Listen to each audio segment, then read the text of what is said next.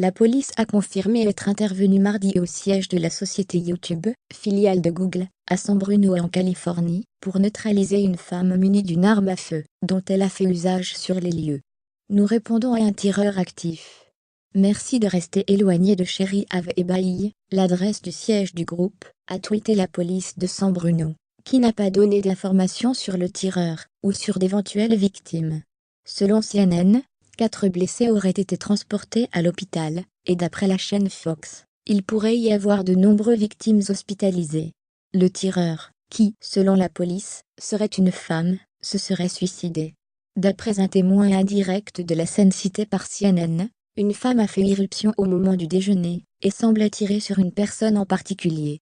Il ne s'agirait pas d'une fusillade visant un grand nombre de personnes, selon cette même source, qui a gardé l'anonymat. L'attaque se serait produite dans une cour intérieure, où les employés déjeunent habituellement. J'ai cru qu'il s'agissait d'un tremblement de terre, un employé de YouTube, Todd Sherman, qui se trouvait dans les locaux quand a débuté la fusillade, a relaté en direct sur Twitter, les événements tels qu'il les a vécus de l'intérieur. Nous étions assis à une réunion, et nous avons entendu des gens courir, car le sol tremblait. J'ai d'abord pensé qu'il s'agissait d'un tremblement de terre.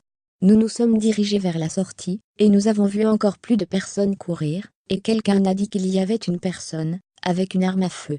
Merde. À ce moment, chaque nouvelle personne que je voyais était un tireur potentiel. Quelqu'un d'autre a dit que la personne avait tiré depuis les portes de derrière, puis leur avait tiré dessus. J'ai regardé par terre, et j'ai vu des gouttes de sang sur le sol, et dans les escaliers. Très informé des événements, Todd Sherman a finalement été évacué sain et sauf comme des dizaines d'autres employés de YouTube. Les images diffusées par les télévisions américaines montraient des employés sortant les mains sur la tête et des voitures de police et de pompiers circulant autour du campus. Celui-ci se trouve au sud de San Francisco. Nous sommes en relation avec les autorités, et nous fournirons les informations officielles quand elles seront disponibles, a tweeté Google Communications.